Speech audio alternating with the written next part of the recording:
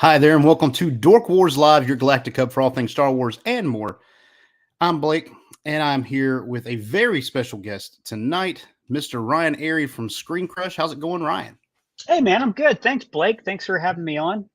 Of course. Happy holidays. Thanks for being on. Christmas Yeah, tree. happy holidays to you as well. Yeah, we got all the transition stuff going, so trying to get everything all decombobbled. You can see my elves on the shelves up there in the garland and all. So Oh, cute. good time of year, man. Good time of year. So Ryan, as most people probably know, you are from ScreenCrush, and I'd like you to talk about that a little bit. What do you do with ScreenCrush? Is it just the hosting? Is it the writing? What all goes into that? Well, I mean, I'm here. You want the long version, like the origin story? Yeah, sure. So I started off. I worked for a company called Town Square Media, who owns ScreenCrush, and I was an editor, and I edited for a lot of different brands. They have great brands, Double XL, Loudwire, different stuff. But I gravitated towards ScreenCrush because it's what I'm actually interested in. And then the host is the editor in chief of ScreenCrush, Matt Singer. Owe everything to him. Said, "Hey, I had made a video on my own." He's like, "Do you want to make videos for us?" And I was like, "Shoot, yeah, I do." So I started doing that, like mostly editing, but then like hosted a few here and there. For a good bit, the ScreenCrush website staff were writing videos, and I was editing them. Sometimes I would narrate videos. It was a lot of fun. And then just kind of over the years, I would do other stuff at Town Square, but still make ScreenCrush, and other stuff at Town Square, and still make ScreenCrush. And then Avengers Endgame happened, and then the video broke 12 million, and my boss was like, "You should just probably keep making ScreenCrush." And I was like, "I would love that." So then the pandemic hit. So then we obviously had nothing to cover, and I had to cover other brands. But then we just slowly kind of built back up after that. Like, we had interns who were helping with the editing, and then some of the interns were great, and I was able to get them full-time jobs with us. So what you see on the channel now, I host just about every video. That'll change soon, but I host every video, and I write probably 3 to 4 a week, depending on the week and what we're covering. Yeah. Colton Ogburn is our other main writer. He's great. He's also a host and makes a lot of thumbnails for us. There's Brianna McLarty, who was an intern who became an editor, and now she's doing a lot of writing for us. She writes all of our Monsterverse stuff, and a lot of great freelance writers. We work with a lot of great people. Ryan Britt, Bevan, Jack Picone, Cole Allbinder, Dodd Sites, like people who most of you guys probably don't know unless you're like fans of their social media accounts, but who are just fantastic. And then we've got a great team of editors, all of whom are former interns who, we just really liked and have kept around. That's ScreenCrush, baby. That's who we are. Yeah, that's the origin story. Yeah, and I really got introduced to your channel by the review videos. I think those are the ones, the Easter egg and review videos. Oh, yeah. Those fast pace going through. I'll get out of the movie, and the first thing I do is put on ScreenCrush so I can catch what we try to get them out there for you fast. We do our best, and you guys do a great job. And the videos are fast paced. They're engaging. They're fun. Man, ScreenCrush is just fun entertainment. The chat. The chat has shown up. Thank you guys for joining in. I didn't know how well we do on a Tuesday night, but Spencer's in the chat, longtime friend of the show. Beard of Liberty is on, or was on. He had to go. He was on the show Sunday night. Ubaldo, the Star Wars podcast get arounder. He's everywhere. And some newcomers. I don't know Patrick Jones, but thank you very much for joining us. And the alternate timeline. So thank you guys very, very much. Oh, and we just had another one. I'm in the chat now. I'm going to tell all these people that they're terrible. Alternate timeline. I can't do that. I can't tell people. I'm too nice. I'm from the Midwest. Yeah. You rock. I'm that boring. Yeah. That's nice. You are cool. That's nice. There I am. But and now Ryan Aey's in the chat. No way. But thank you guys for tuning in. Without you, there's no point in doing this. So thank you very much. Now is a good time to let you know that Dork Wars Podcast has a merchandise store. Merchandising? What's that? Merchandising. Come, I'll show you. Open up the store. Dork Wars, the hoodie. I can't believe we have a merch store. We've never used that clip. That's brilliant. Or maybe we did. I don't remember. We make a lot of You videos. should. It's hard to remember. Well, that's kind of let's do the marketing around our podcast, like Dork Wars, the podcast. So we try to kind of lean into Spaceball stuff a little bit. Yeah, nice. Love Spaceballs. But we have Dork Wars, the hoodie, Dork Wars, the t-shirt, Dork Wars, the coffee mug, even this cool new Dork Wars, the hat that you see me wearing. You can find all that on our merch store, which is on dorkwarspodcast.com is the link to that. My mouse does not want to work tonight, so it's really hard for me to get my banners up like I want. But yeah, if you look here, maybe we won't. There it is. So dorkwarsthepodcast.com. There you can find everywhere that we stream: Spotify, Apple Music, Google Podcast, all those places. And we're on the socials: Facebook, Twix. Just type in Dork Wars Podcast. We're even on Instagram. Did you say Twix? Yeah. So that's like Twitter, X, Twix. Oh, people are calling it Twix now. I can't keep up with what kids are doing. Hey, this is the cat that ate the lily. Yeah. Oh, she's and all now, good now. She's all good. Yeah, we were supposed to everybody your butt. There she is. That's Artemis. Oh, it's all right. Well, she was we were supposed to do this last night, but what's her name? Artemis. Artemis. Oh, good name for a cat. Ada Lily was not doing so well, so glad she is doing okay. She's good. She got a clean bill of health. She's a good girl. That's good. But Dork Wars, a podcast, we are everywhere. Just go type in dorkwarspodcast.com and you will find everywhere that we are.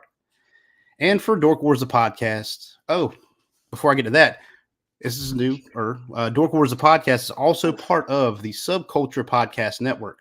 It's a new network that I helped found a few months back. And tonight we actually have an announcement. Steve from Rebel Rock Radio has joined us at the Subculture Podcast Network. So we're glad to have Steve. He's actually he's streaming right now over on his channel. So here's a little promo for the Subculture Podcast. This show is part of the Subculture Podcast Network. For pop culture and entertainment podcasts, go to bio.link/subculturepodnetwork. Prepare to be entertained.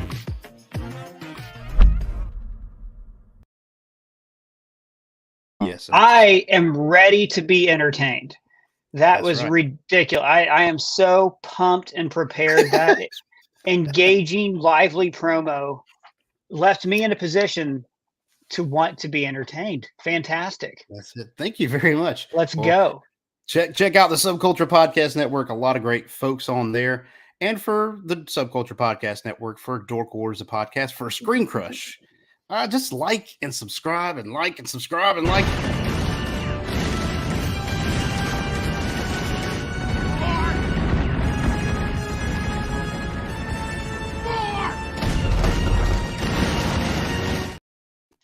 That was a good clip. And I'll tell you what, you want an Easter egg. No, I don't even see anybody talking about this. When he's shouting more, a person at the console like looks back at him to see if he's like serious or not.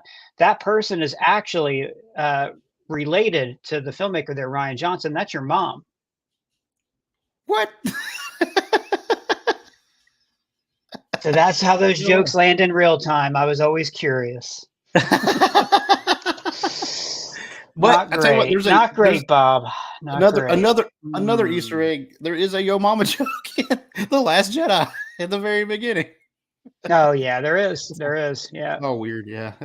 Cool. What a movie. What a movie. Yeah, it is. It's one of those movies we'll be talking about. Nobody's talking about The Phantom Menace. Nobody's talking about Solo. They're talking about The Last Jedi. Yep. And so Ryan Johnson got what he wanted out of that. But we are breaching a fun topic tonight. We're really not doing any news because any news that we would probably cover may be in what we're talking about anyways. Just trying to do a special episode. So we are going to be talking about where we are at in all of our franchises, our main ones like DC and Star Wars and Marvel. If this thing will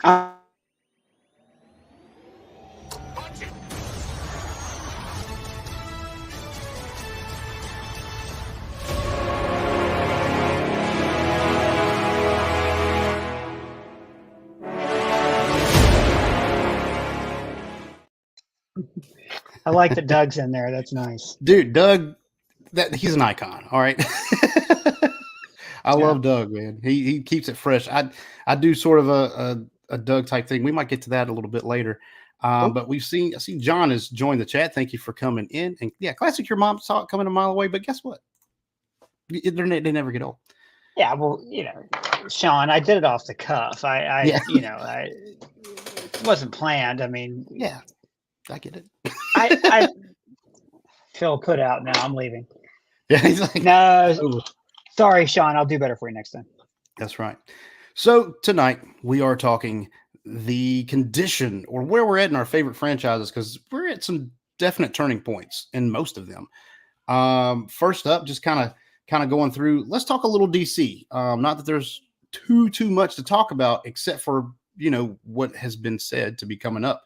We're transferring out of the DCEU. That's been put to bed. And now we are in this James Gunn era where we're going to get back to some more single stories, and just this movie, Superman movie and a Batman movie. And they're not really all going to interconnect like they have been, which I think might be a nice change of pace. Yeah, I think they are, just not, we're just going to build up to that, which is like you said, you go back to Marvel Phase 1, those movies were good. They did okay, a lot of them. Obviously, Iron Man was its own thing. But then the real joy of the Avengers was finally getting to see them together. Yeah. And, when you read Superman Legacy, I did read there's a lot of casting of other actors just as heroes as the Justice League. And I was like, oh, well, maybe there's a gag to that. Maybe they'll try to recruit Superman or something, but I really hope it's not just kickstarting a team up movie. Could just be a news report. Could be they know they're going to have them play them later on, so they're teasing us just to show there's more heroes. But it's weird. You talk about James Gunn in DC. James Gunn is the typical, I've had a lot of bosses who were brought in when employees still existed there, and they clearly didn't want those employees there, but they still had to keep them while then bringing on their own people. It's kind of like when somebody's got an old dog and they buy a new dog that looks just like it, because the old dog's about to die. So he was put in this weird position where he had to be in the Shazam movies, they're doing their own thing. They're great. And the Flash is one of the best. The reason they had to release the Flash is because it was just so darn good. The Flash is the best one of the best superhero movies I've ever seen, James Gunn said. And we're okay, so this is going to kickstart the new universe, right? Our Colton Ogburn saw it at CinemaCon. We front loaded all these videos we're going to make. And it just felt a little dishonest. And the best, I'd say the third best superhero movie I saw this year was Blue Beetle, right? And that's only if you count Guardians 3 as a superhero movie. It's not really, but we'll count it. Blue Beetle, and he's hey, that actor is going to continue to play Blue Beetle, but the movie may not be canon. I'm okay, fine, but that movie was really good. I mean, it made, I think, 25 million opening weekend, which is a crime. But for a movie that was made to go on HBO Max, that's not too bad. Yeah, and I enjoyed the movie. I really did. And I think just getting back to some basics, kind of, sort of like '89 Batman, the Superman films, all the original Superman films with Christopher Reeve. I mean, you have your single stories, and will it evolve into something more? That'd be great if it did, but take some time with it. I think that was the magic of Phase 1 MCU, was we build up to it. And everything that's come after, especially the DCEU, tried to hit the ground running, and they ran too fast, and it burned out. It's crazy to think that if the DCEU just would have slowed the hell down for a little bit, where they would be right now if they hadn't tried to rush every single thing. And Snyder made Man of Steel. I've said this a million times. I hated Zack Snyder's interpretation of Superman. I think Zack Snyder's a good filmmaker. Seems like a really good guy. So makes some good movies. But I just don't think he made a good Superman movie. He didn't start that planning out to do a big interconnected universe, but he is a good soldier. He started to do what Warner Brothers wanted and had a creative vision for it. It was just the wrong vision, in my opinion. Come at me, Snyder fans. Where you at? Come at me. Speaking of DC, I'm not afraid of you. Speaking of DC, we got the Joker's voice in the chat. What's going on, JV? A very frequent contributor and is on our show quite a bit. He says the Flash had to be released because of international contractual obligations. Gunn is not going to besmirch a product of an IP that he's going to be taking over. Yeah, I mean, There you go. That sums it up, I think. I'm curious too when you talk about movies that had to be released and things like that. There's also agreements with actors, there's royalty, there's revenue sharing, there's all these other things lined up. And I think that they must have looked at movies like Batgirl and said, okay, well, the biggest names in Batgirl are Brendan Fraser and Michael Keaton. We can buy them out, Yeah. Would be my guess. I don't know much about Hollywood, like contract law, entertainment law. And I will say the fact that I can't see that movie makes me want to see that movie. It really does. You'll see it. You'll see it someday.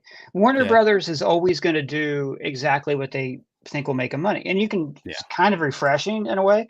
Like, hell, they released the Donner cut like years after Christopher Reeve had passed away. Right. The Donner cut is like a complete Frankenstein's monster of like audition footage and things like that. It's better. And they released the Snyder cut as well, like, which is just, if they wanted to give $70 million to somebody to just remake a movie and make it longer, I could have done it for them.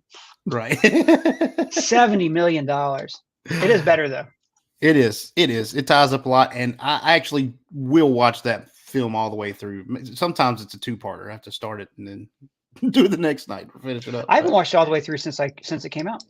Yeah, really? I'd like to. I would sit down and do that again. Absolutely. Gotcha. Awesome. So in the lineup, so we got Superman Legacy, Batman Brave and the Bold, Supergirl World of Tomorrow, Swamp Thing. Those are the movies. Series, we have Waller, following Amanda Waller, who creates the Suicide Squad and all that. Booster Gold, Lanterns, and then non-gun films still coming out is Aquaman 2 and the Joker 2. So any of those that you're especially excited to see? Any of those? I mean, we don't know much about them. The Superman and Batman movies, I did think Andy Muschietti did a great job on The Flash. And I love James Gunn. I love Superman's my favorite comic book character. So I'm most excited about those. But I'm also really excited about characters I don't know anything about, like Creature Commandos. I think that one got pushed. Too. Yeah, I think that got pushed to 2025. Everything got pushed to 2025 because of the strikes. And, boy, sure is a good thing those CEOs held out. It was really worth it. Yeah, it was really worth it. Yeah, I'm excited about all those. I'm also excited for Swamp Thing. And the one I'm kind of most curious about is The Authority, because The Authority, the comic came out the same time as this great comic book called Planetary, which was also done at the same time as The Authority. It was written by the same guy and they kind of crossed over. I never liked The Authority nearly as much as Planetary. So I've always kind of had those two joined in my mind, but I'm curious about that one. I'm looking forward to it for sure. We got Spencer doing homework in the chat. Creature Commandos. Saw that. Yeah, thanks, Spencer. Joker's voice also corrected me and said Batgirl got canned because it had no contractual obligations. It was set for Max only. Even then, why were there no contractual obligations on Max? Like that's, I think that the deals that they negotiated, and again, Joker's voice, be sure to tell me. I think the deals they negotiated would protect against that kind of thing. Now, I'm guessing from streaming. I don't know. Oh man, look there. He's got some theories. Yeah. Don't be surprised if. Oh man, yeah. And the other one you mentioned. I mean, look, I thought Aquaman was a good time. We'll see what happens. It is the last DCEU movie. We're actually doing a video. We're planning it now. That's like a funeral for the DCEU on ScreenCrush. I'm looking forward to putting that out. We're gonna have I'm gonna wear a suit and stuff. Any excuse to wear my suit. That's right. And then the Joker 2, I'm really curious about because I thought the first Joker movie was really good. It's one of those movies that I thought was somehow both over and underrated at the same time. Like the people who really love the Joker movie, loved it too much. And some of these people, like they got a little too obsessed with it, I think. Other people, I think, were kind of deriding it, and I'm like, no, this is a good film. Like it takes the Batman mythos, it reinvents it in a different way that we hadn't seen before. And I never thought I would ever want to see a Joker film before I saw it. I really, really liked it. Yeah, I was blown away by the Joker movie. It was just so different, like jarringly different than anything that we've really seen come out of DC. And I think it did well. Now, a sequel, is it really needed? I don't know. I guess I'll have to wait till I see it to be like. It's not, but if they have a story they want to tell, I don't think Todd Phillips and Joaquin Phoenix would go back in there for money. Yeah. I agree. Joaquin Phoenix is like a no sequel dude. Like he don't like doing sequels. So Has he ever done one? Right off, I know someone in the chat knows, probably JV. I can't think of one. I do think though, if they put enough money in front of him, he might do Space Camp too. Yeah. I really want to see Space Camp, but the kids get stuck going to Mars. Right. But seeing as how he will come back and do a joke or two, there must be something there that he likes, for sure. All righty. Well, that's about all I have DC wise. We're trying to get to some other ones, so we're gonna move right along here. Let's talk some Star Wars. Oh, that's our bread and butter here at Dork Wars, the podcast. Star Wars. So Star Wars is in this weird kind of spot. I think there's tons of fans who are unhappy with kind of what's been coming out and the way they've been doing some things. There's some fans who are over the moon about it. But the series, we get these weird mixed reviews, and I know Star Wars fans are always kind of divisive, to say the least. No, not Star Wars fans. The Middle East is divisive. Star Wars fans are past cuddly that. Teddy bears, cuddly Ewoks. But and there's elements of the things that are coming out that I enjoy. There's some things that I really don't like. So I'm kind of at a weird spot where I don't know what the future of Star Wars holds. We have Dave Filoni now, chief creator of all things lore for Star Wars, and even that, I don't know if that's the best idea. His work on Clone Wars was fantastic, and Rebels, and he has good ideas at times, and sometimes I just don't think they're executed the best. Whether they're just rushing to get stuff out, or I don't know. What's your take on that, Ryan? Well, how do you feel about the content coming out of Star Wars lately? Well, I don't like that word content, for one thing. I try not to refer to any art as content. Sorry, I'm not trying to nitpick your statement there. I'm just throwing that out there first. And it's weird. In some ways, I think now is like the best time to ever be a Star Wars fan. I was just talking to a friend of mine, Adam Lance Garcia, about this, about another friend of ours, Bevan, who writes sometimes for ScreenCrush. Had this argument that Star Wars is gatekeeping. And Matt Singer at ScreenCrush, I don't remember if he just told me this or if he wrote a piece on it, did say once, or maybe I said it first, I can't remember, I think Matt did, that Star Wars is becoming like Star Trek. Like, it's got this increasingly convoluted continuity. It's got all these shows you have to follow. And there's something to that, but Star Wars also does have, and this is, I'm quoting my friend Adam here, literally like 40 minutes ago, we were having this text conversation. That Star Wars does have things like Andor, where you don't necessarily have to have seen any Star Wars ahead of time. It's got the High Republic novels. Other than that, though, there are elements. There's some comic books, like if you're a fan of the original trilogy, there's the comics that are out now are pretty great. Right. Especially the ones like from 2015 that Heather Antos edited. Those are fantastic. Charles Soule and John Cassaday, just terrific stuff. Jason Aaron. I'm gonna always forget people when I start talking about comic creators. Exactly. There's so many people. Yeah. So that's the good things, right? Yeah. But I do think there's certain people.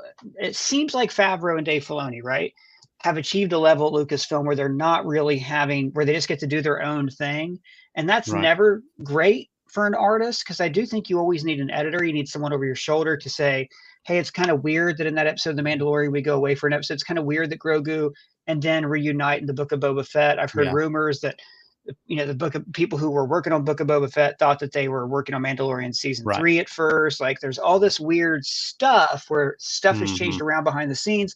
And you look at that and you're like, well, part of that's rushing into production. Part of that is having the broad strokes of a plan without making the plan. But you also don't want to over plan. You want to see what's working. You want to be a little bit more fluid with things. I'm excited about Star Wars for things like Acolyte, Skeleton Crew, that are like new entry points into the saga. The Filoni thing, though, I'm like, dude, Ahsoka wasn't great at all. It wasn't. Like, it was not a good character-based show. I went through that show and I was like, I've watched this character for hours. I have no idea what the hell she wants. And I could feel them setting up stuff. When the show should have been about what should have been called Sabine. It was Sabine's show. So as a tried and true Star Wars fan, I could watch it and go, oh, okay, well, she's having trauma about this and that, but that was not conveyed to the viewer in this show or really any other show that we've seen before. I agree. I think Filoni hits this like echo chamber of stuff where he can do what he wants, and and he's got this legion of fans telling him he can do no wrong. And and people always say, well, George taught him and he worked with George, which is true, but I don't know. George Lucas is a one of a kind. Dave Filoni would never say that he's George Lucas. Like George Lucas is a one of a kind genius, warts and all. You will never see the like of him again. And I think part of the difference is that George Lucas was interested in reinterpreting history and reinterpreting past art to create something new that could easily be understood by 12-year-olds. And Dave Filoni is interested in telling Star Wars stories. Right. And there's nothing wrong. Like, that's fine. Like, there's some great Star Wars stories were made by people wanting to tell Star Wars stories. But the great Star Wars stories were told by creators who, like Jon Favreau said, were influenced by the things that influenced George, who had their own influences they wanted to bring to light. Right. I can agree with that. I can agree with that statement. I think my biggest problem with Ahsoka, the Sabine Jedi thing, I've said it on our show before. I wasn't the biggest fan of it, but but it felt like they took a plot thread from Rebels, which had already started in Rebels, and brought it into Ahsoka, and then they really, I guess Ezra's back in the main galaxy, and Thrawn's back there, but it almost seems like a weird trade-off because now they're in Peridia. It almost seems like that didn't even pay off. Like there was really no big payoff for the show. No, it was all set up. There was none. It was all set up. Yeah, there was zero payoff. And if everything needs that payoff. It's even the seasons of a show. Like you watch a show that has multiple seasons, there is a definite beginning of the season and a payoff to that season most of the time. So that's kind of where things fell flat, content or wise, or just what was in the show for me. They did, the relationship between Ahsoka and Sabine did have an arc. The problem, though, is that they had never interacted before. We were told everything about their past instead of having it shown to us. Yeah. So I didn't care. There was never a second in that show. And there was other things in it, like, zombie stormtroopers. Well, are they badasses? No, they're just stormtroopers. They're just stormtroopers who move slower. Can be cut down, who move slower. There's all these interesting ideas that the show would flirt with. And then, like, they have that thing on the volume. Like, every time something's filmed on the volume, you can tell it's tight, it's compact compared to Andor, where they build these massive sets and it's all practical. Joker's voice, I think it was Joker's voice just on here, said, Lucasfilm can no longer spend $200 million for a series when there's no audience. This is a Disney problem, massive overspending with little time, with little to no return investment. So the problem with that, Joker's voice, is when Disney started Disney Plus, they knew they were going to lose money for a few years. Any business that starts up is going to lose money. Sometimes you plan for as much as 5 years. The point is you get the subscribers and you hook them. But now what's happened is there's so much content right now, all these different streaming networks. Instead of like when it was Netflix and Hulu, everybody just kind of kept Netflix and Hulu and dumped their cable because it was cheaper. Now, my God, you have to subscribe to Max. You have to subscribe to Peacock and all these different things. So people are rightly switching off their services and shifting around and doing things like that. I've been saying this for like 15 years at this point, somebody's going to come around and talk to all these networks and say, actually just buy in with us and we'll like give a group discount and people will subscribe. It's just going to be cable. They're just going to reinvent cable. So I'm glad Disney was spending that money on these series, but I think what is going to happen is you're going to see a lot of companies end up pulling their resources into more single streaming services, or they'll just return to that Netflix model, or maybe Disney will produce a series. They'll sell it to Netflix at first. And then Netflix, and then it'll revert back to Disney Plus, something like that. It's also to me weird that Disney Plus has stayed separate from Hulu. Every other country in the world, because they don't have Hulu, it's all combined into one thing. But here it's like Disney Plus. When I think of Disney Plus, I think of Marvel, I think of Star Wars, but I also think of like the Disney Channel. Do you think of the Disney Channel? I do. Yeah. Because I grew up with Disney Channel. Sure. But cheap kid stuff, like not necessarily an elite streaming service like Max, for example. Yeah. And part of the pool, especially for me and my kids, are the older Disney classics. You can watch Snow White, Cinderella. You can watch Toy Story. You can watch The Lion King, all this great stuff. So I keep it just for like the old stuff that I love to watch, but I don't want to necessarily pop a disc in my PlayStation because it's behind my TV. It's hard to get to, that kind of stuff. Right. Yeah. And then you don't have to buy all the discs and keep up with Blu-ray and 4K and all that. So that's kind of where I'm at on that. Last thing on Star Wars before we quickly move on. Were you a fan of the extended universe, the novels? And comics, Oh all yeah, that? absolutely. I read a ton of those things. I think I jumped off of those. I'd have to see a chronological list. I jumped off before the Yuuzhan Vong, but I like kept up with it. Like I read what was Okay. happening in the books. I was like one of those people who stopped watching a soap opera but kept reading Soap Opera Digest. Right. Oh no, my God! I read. There were so many. Shoot. There were so many, man. I mean, the Thrawn trilogy obviously hooked me. Thrawn trilogy, like the Jedi Academy, the trilogy. Jedi where it goes Academy, and then I stuff. was bummed because I couldn't get for a long time because in my small town where I grew up, I couldn't get the Dark Empire book that came between Heir to the Empire and Jedi trilogy, because I think Dark Empire took place in like year 6. Jedi Academy was year 7 after after Return of the Jedi. So basically, Luke goes to the dark side for a half second in Dark Empire, and you don't. Oh my God! And they talk, and it's referenced in this novel. And that's one thing I do love about Star Wars is they are back then and especially now. You know, when you look at Marvel and the interconnectedness, they have all these problems with when things come out, the timing and the production schedules.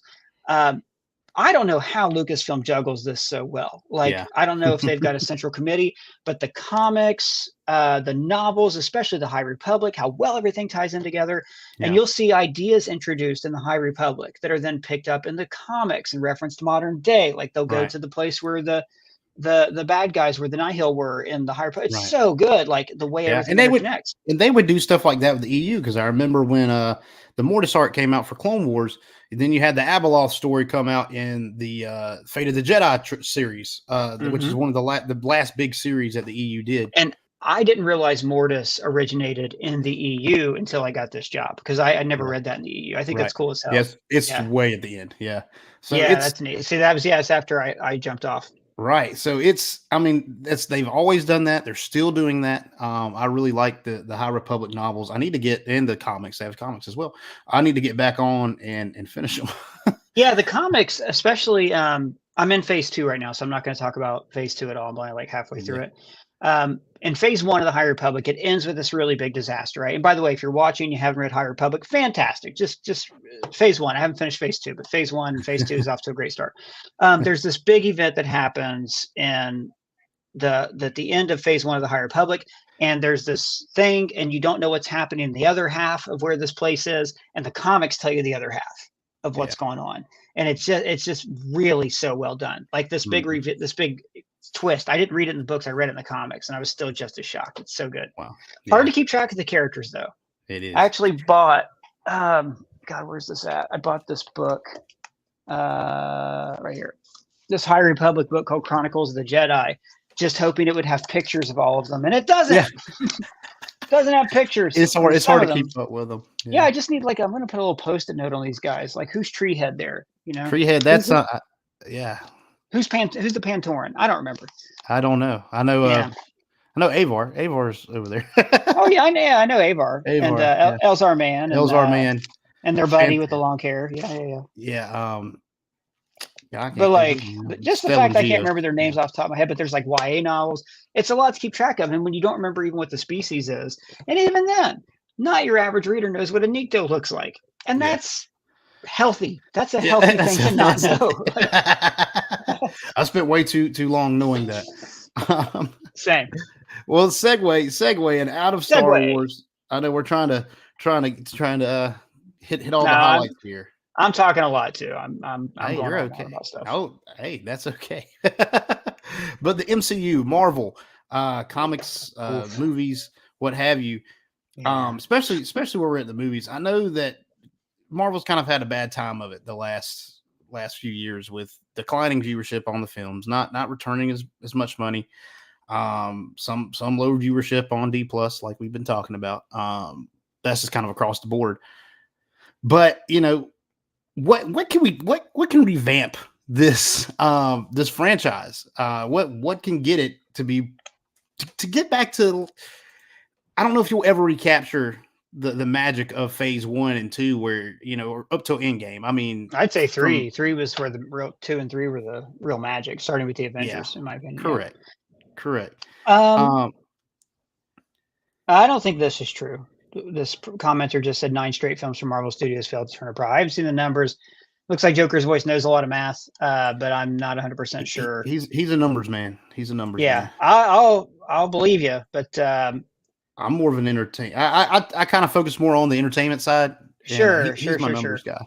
Okay, but didn't Ant-Man make like $600 million? I don't think it cost $700 million to make. I'm just curious about that. As far as like where Marvel's this is them right now. Typing everything in. I like those 3 dots that come up on a text chain that are just there forever. Right. Anyways, as far as like where they're at, so the magic is still there. The fans still want to show up. They still we're ready. We're just wanting to see something like Loki. It was weird because I can kind of chart things on YouTube, right? I thought Loki episode 1 would get 1 million views, easy. Nowhere near. I think we did end up kind of solid, but what happened is it came out on Thursday Night Football, which how dare any of you pick football over Star Wars or over Marvel, jocks. It came out that night. It was just after Ahsoka. It was just really bad timing. And then like the finale came out the same day as the Marvels. Like there's this weird thing with Marvel right now where why did you have to put it out then? Couldn't you? Why would you release it at that time? But the fans came back, like as the show was better and who day? Hey, Sean, as the fans were better and better and better, as the episodes were better and better, the fans came back. And I don't even think that apart from Secret Invasion, anything they've put out has been outright bad. I got a weird email the other day. Well, not a weird email. It was a nice email. This person was like, I followed your channel for a long time, but I just can't agree with your take on the Marvels. And I think you're a Disney shill and I'm going to unsubscribe. And I was like, well, I wish I was a Disney shill. I wish they would, I wish I had that much access to episodes of What If. But the Marvels I thought was a movie that was over edited, but it was fine. But people don't go to Marvel for fine. You go to Fast and Furious movies for fine. I think if they came out with banger after banger after banger, the fans would be right there. But Feige got spread too thin, like they talk about in the book, The Reign of Marvel Studios. One of my favorite quotes is Feige got creative control, not quality control, when he got his promotion. Yeah. One thing I would like to see Marvel do a bit. Oh, sorry to step on Sean there. I would like to see Marvel spin off a bit. They're doing animation. I hope they keep up with that. I want to see them either spin off into comics or something else where we get to see the other adventures that they'll never make movies about. Like, I don't know, Steve Rogers barely killed any Nazis in World War II. At all. I want to see Steve Rogers kill Nazis. We never saw like Cap's New Avengers except for the one mission. There's all these things that in comic books, the movies gave us the big crossover moments, but the comics gave us the in-between. I'd like to see episodics. That. Yeah, exactly. Sorry to step on that. Yeah. So Sean says they're at least stepping in the right direction by pulling Daredevil and starting again instead of keeping the mid plan they had. Absolutely. Pull it. If it's not going to be good, pull it. Changing their entire structure of how they do things. How often is it you'll ever see a movie studio do that? Yeah. Like, did Warner Brothers do that? Did they abruptly say, we're going to change direction and do the Justice League completely? No, they don't acknowledge it. They'll do it and just hope that nobody notices, right? Right. Well, and it looks like they're stepping away from Kang, possibly. At the end of Loki, he's got all the time stuff going on. He's got all the timelines. And I would really like to see some Fantastic Four, some X-Men. If you haven't seen the Marvels, there's some X-Men-y stuff, that's kind of sprinkled in there. So I think those, that's kind of back to the basics. If you think Avengers, you take Iron Man and Thor. Hulk's a pretty big name, but those characters, while people knew who they weren't like Spider-Man and Dr. X and like all those other characters that are big Marvel, Fantastic Four, all those.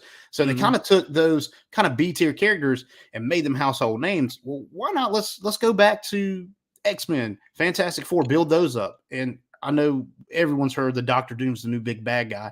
I don't want that, because to do Dr. Doom right, you're gonna have to have a good Fantastic Four movie, or a good Dr. Doom movie, or a good Dr. Doom movie.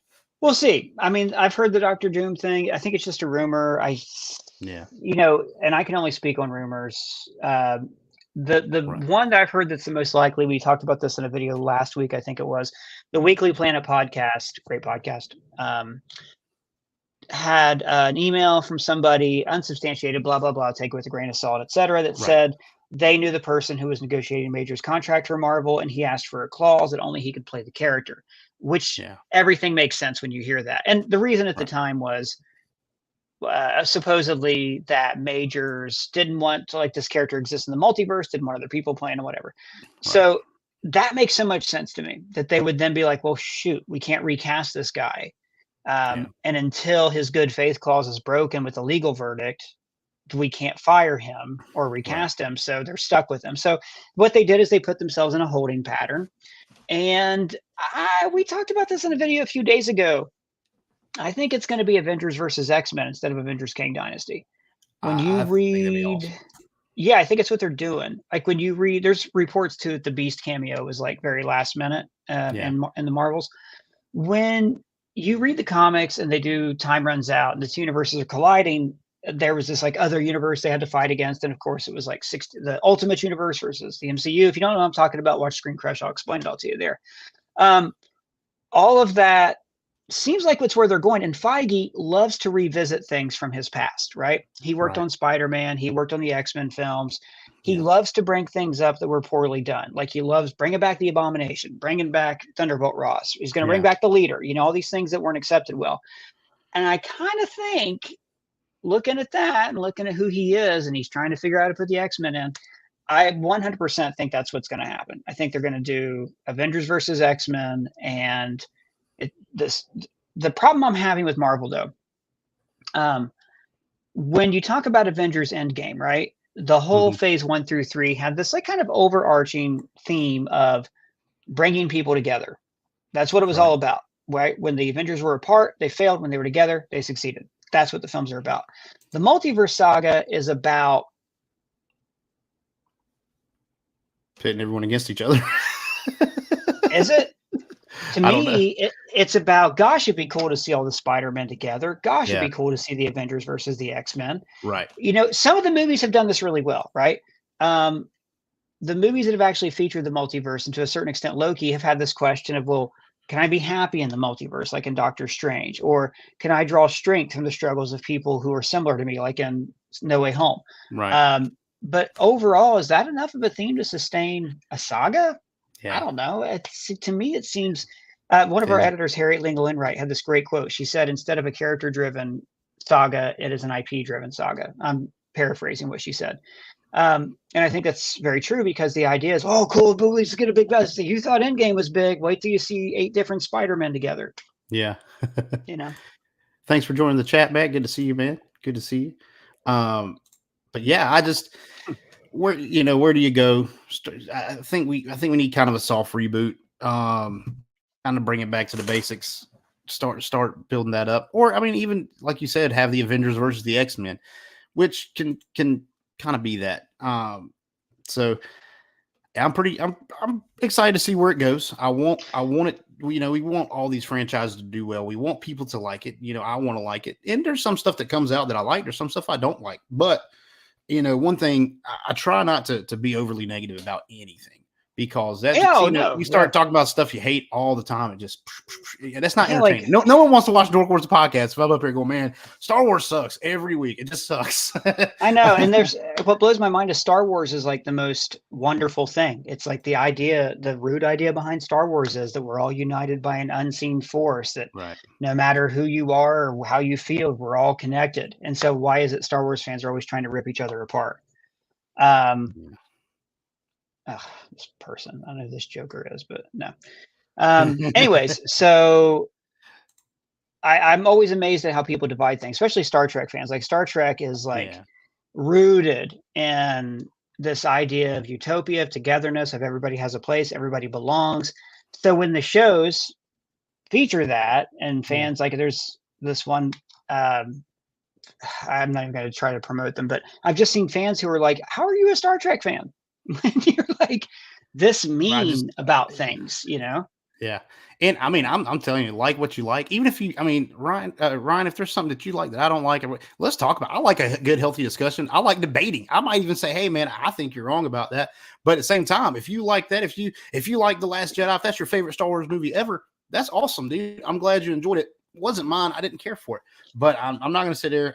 I don't like beating people over the head for the stuff they like. I mean, that's just not. It's not how I do things. Well, you'll never. You can have a discussion, but as far as you can never tell somebody they're wrong for a preference.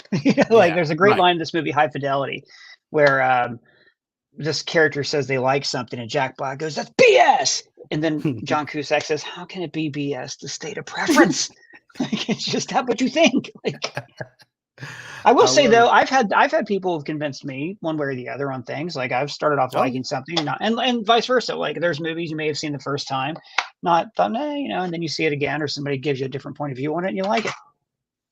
Yeah, I can see it. But all right, well, I got to pop off here, man. Thanks a lot. It sounds good. Have a good one. Thank you very much, Ryan. You too. Bye. I appreciate it. See ya. All righty. Well, thank you, Ryan, for being on. We are going to go on and wrap this puppy up. Thank you, chat, for being here. Some great stuff. We are going to go and wrap this puppy up. So check out Dork Wars Podcast at dorkwarspodcast.com. There we're going to have everywhere you can find us, Google Podcasts, Spotify, Apple Music, all the great stuff. So thank you guys, and may the force be with you. Thank you for supporting Dork Wars, the podcast. You can check us out on facebook.com/Dork Wars, the podcast. And if you would like to join in on the discussion or maybe suggest topics for us to discuss, please do so by joining our Discord community or sending us an email at dorkwarspodcast@gmail.com.